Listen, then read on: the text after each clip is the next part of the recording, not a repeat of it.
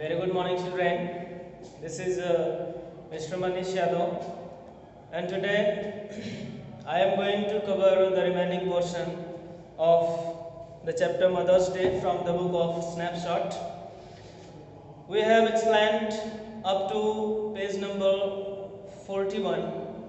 In this video, I am going to explain from 42. Mrs. Pearson, I was yelling at your jokes before you were born, Doris. The scene when Mrs. Pearson and her daughter Doris talk together, they are replying and putting up questions to each other. Mrs. Pearson says to Doris, I was yelling at your jokes before you were born, Doris.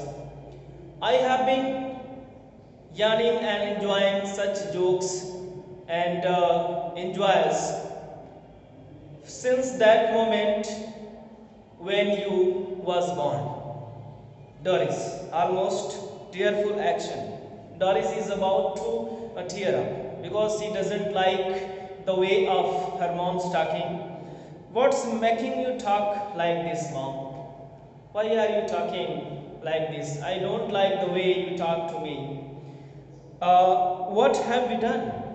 And what have we done? What I have done, and that is unacceptable to you. Why are you getting angry? Why are you reacting like this? Mrs. Pearson promptly, nothing. You didn't do anything which make me to feel bad. In, ask for something, go out again, then come back when there is nowhere else to go. You don't do anything except you come in, you go outside. Frequently, you come only you need. If you need something, you come at home. You don't care about the responsibilities, you don't care about me, and you don't react me smoothly. Only this is your work, to come in and go outside.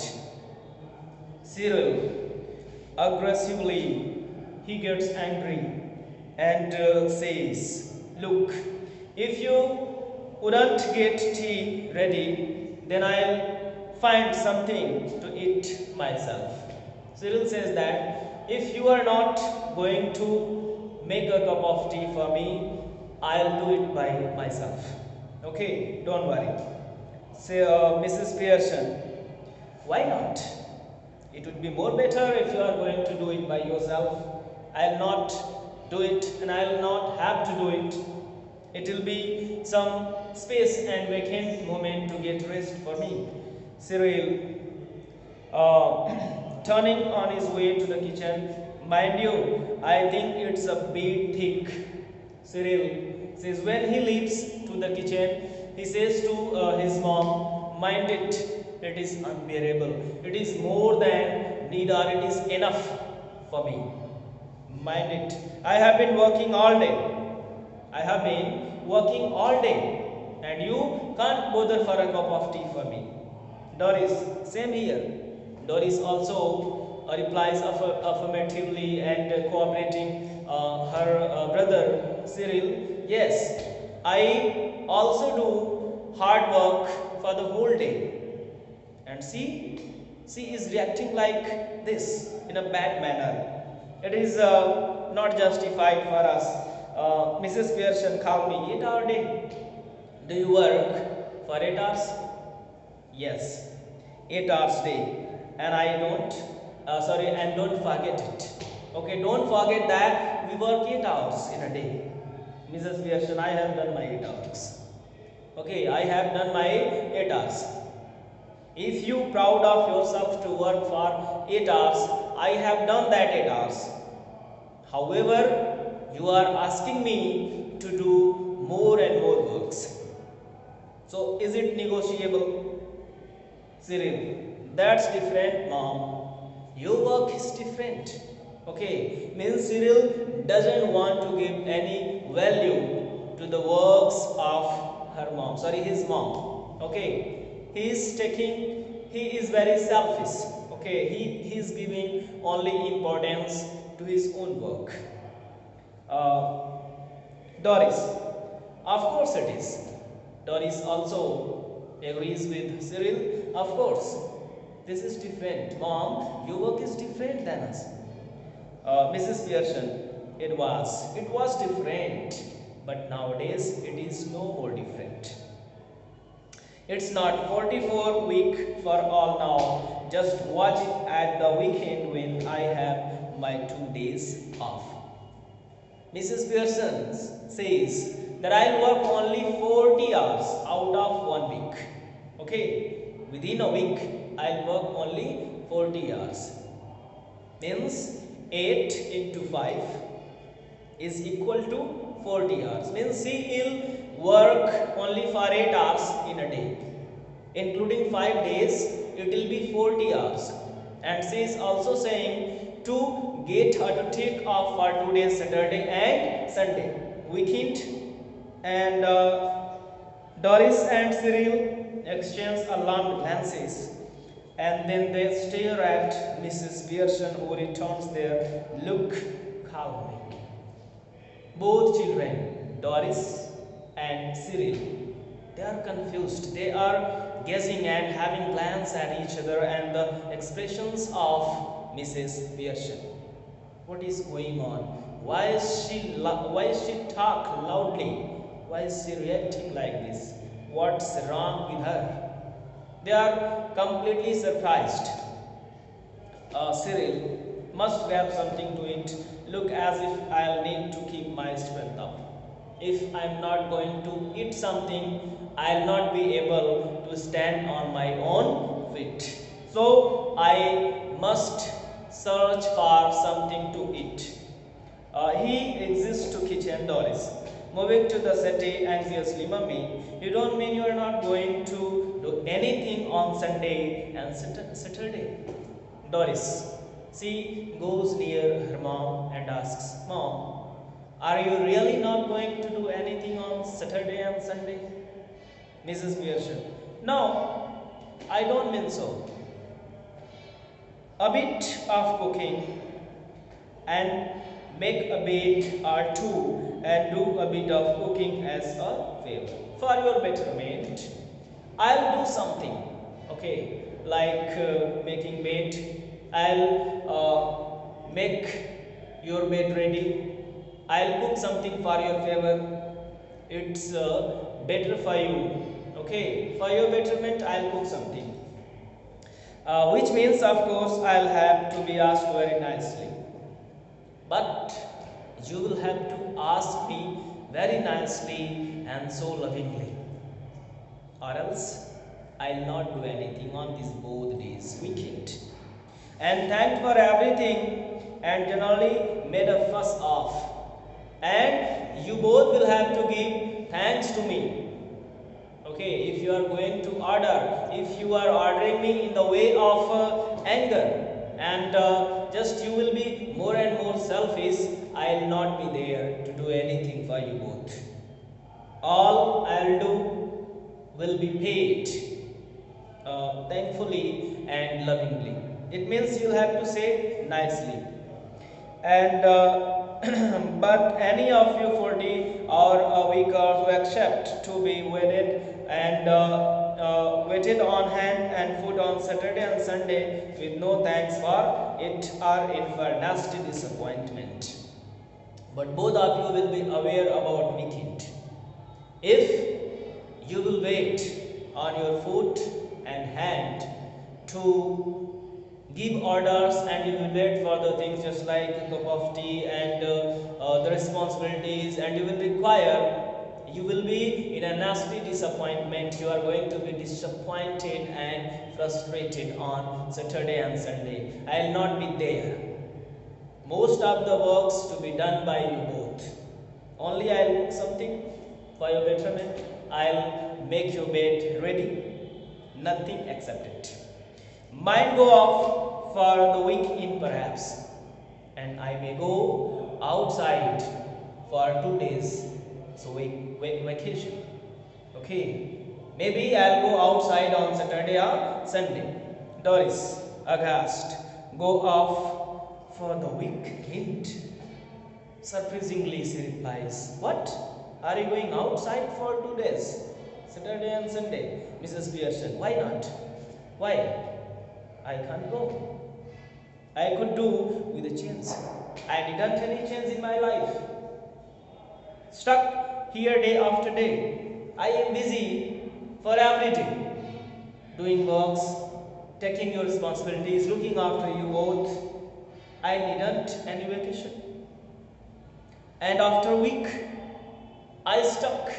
I work hard constantly without a push, without a pause. I have been working all day, all week. I needn't rest. If I don't need a chance, who does? After doing hard works just like that, who need to get rest? Who need to get rest if I don't? Doris, but where would you go, Mom?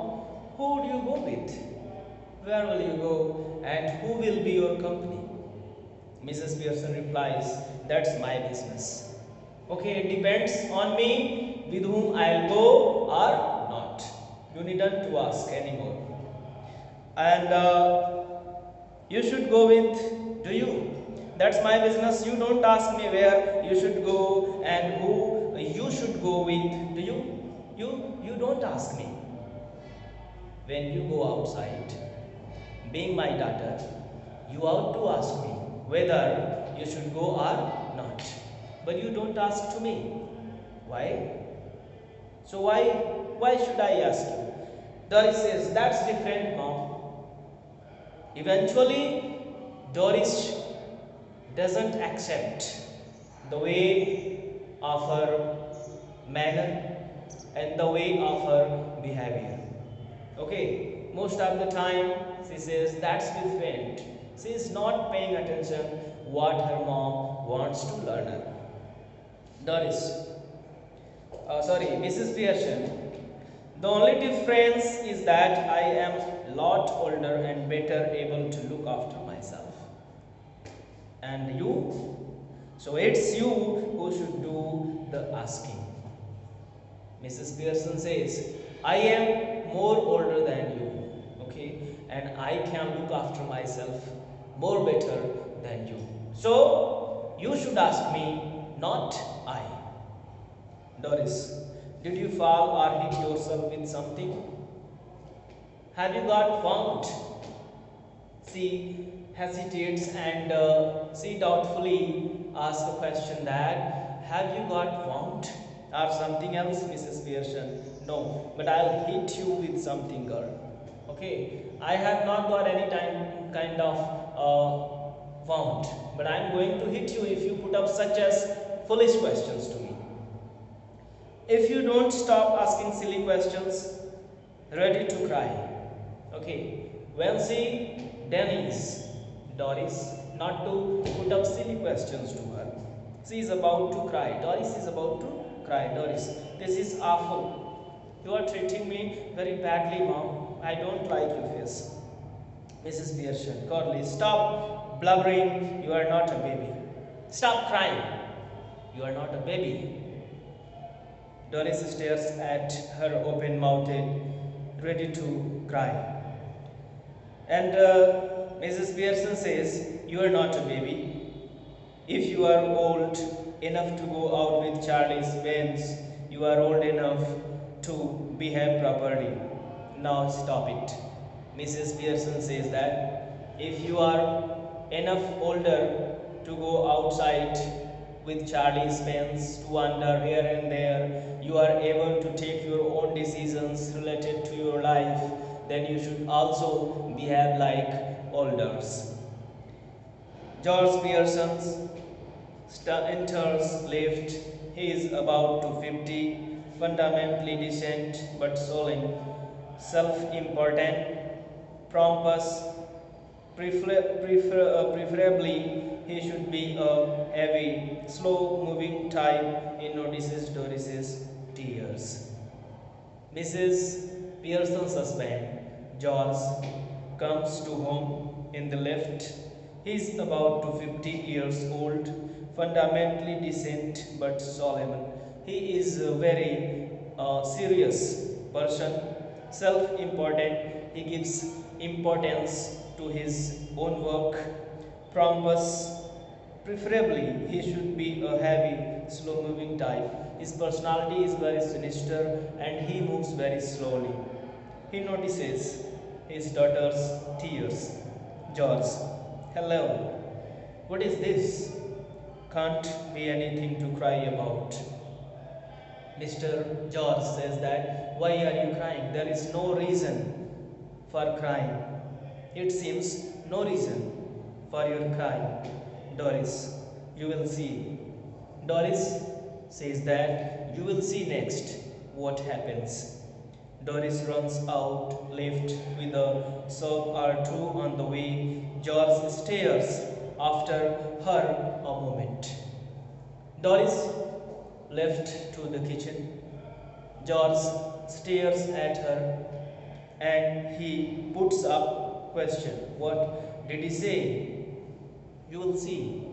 George interacts with his wife. What did Doris say? You will see. Mrs. Pearson, yes. He told, you will see. George, what did she mean? I did not get. What did she mean? Mrs. Pearson, better ask her. Mrs. Pearson suggests Mr. George to ask her. It would be better. George looks slowly again at the end of the door, then at Mrs. Pearson. George had a look at the door as well as Mrs. Pearson. Then he notices the stout that Mrs. Pearson rises for another sip. It is a strange activity which was being done by Mrs. Pearson. She was having sip of stout. She was drinking, okay, and it was very strange, and she was doing it first time in the family. So it was very strange to her husband, Mr. George. His eyes almost bulged. It was unbelievable. He was hardly believe his wife that she was drinking. George, stout? Are you drinking? Mrs. Pearson, yes, I am drinking. George, amazed. He was amazed to see drinking. What are you drinking stout for? Why are you drinking stout today? I never saw you drinking before it, and today you are drinking. So it is unbelievable, Mrs. Pearson, because I fancied some. I like to have a drink. George, at this time of the day, is it suitable time for drinking? Mrs. Pearson, yes. What's wrong with this time? Is it not the suitable time of the day to have a drink? George, bewildered. Nothing. I suppose Anne. Anne is the full short name of Mrs. Pearson. I suppose. I think so that it is not suitable, but you should not have drink at this moment of the day. Mrs. Pearson, well, you are seeing me now, but you will see from this very day. George, with a happy distaste, yes, and I don't like it. Drinking is not liked by me. I don't like someone drinking, and it doesn't look right. I am surprised at you. It is not suitable, it doesn't suit you, and I am surprised seeing you drinking. Mrs. Pearson, well, there ought to be a nice chance for you. I never changed myself, so this is a wonderful chance for you to see some changes in me. Mrs. Pearson says like that. George, what do you mean? What do you want to say? Mrs. Pearson, I must be sometime since you were surprised at me. There must be a moment or a time when you become surprised at me. Okay, this type of chance should be there. George, I don't like surprises. I don't like surprises. This is not good to me. I am for all a steady going on. I am very serious person. You ought to know that by this time. And you should know. You must know by this time because you have been passing are living for many years with me, so you must know about it. I forgot all to tell this morning. I would not want any tea, and I could not tell you that I didn't any tea this morning. And special snooker match night at the club tonight. I am going to enjoy and participate on snooker. This is a kind of game. He was about to go to the club to enjoy the game, and a bit supper going, so no tea. And he'll also have his supper over there, so he needn't any tea. Mrs. Pearson, that's all right. There is not any.